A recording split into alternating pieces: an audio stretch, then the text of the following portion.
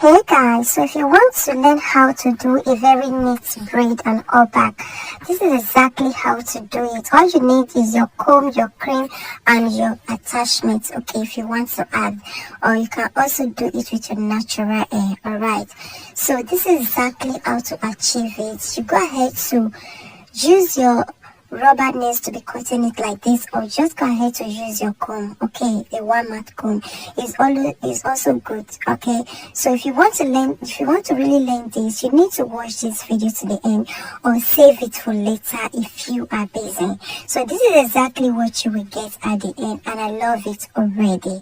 Follow for more video, guys. Hey guys, so this is how to achieve a stitch braid or back, okay.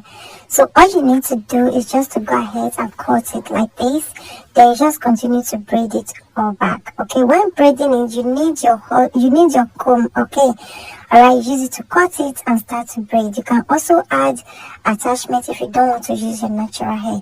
With that, it will make it look more beautiful and neat, okay.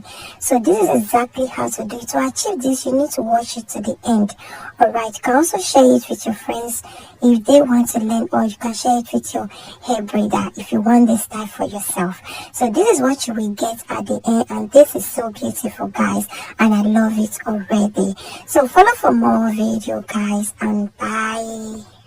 Hey guys, so this is 4-step, and it's going to be 4-step braid, guys. So this is how you can actually do another braid, okay, using this method. All you need to do is just to trust the process, okay. Follow for more video, guys. I'll see you on my next video. This is what you need to use after installation if you want your wig to really look beautiful and shiny. So just go ahead to use it and tie it up, or you can just blow dry it. Okay, this is it, guys. You can see the way it's looking so beautiful and shiny. Follow for more videos. You can never go far in this kingdom if you don't have something you are doing with your hands.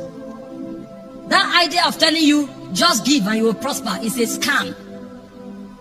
Everybody prospering in this kingdom is doing something. When you have nothing to do, you make it difficult for God to bless you. It becomes easy for God to bless you when you have something to do.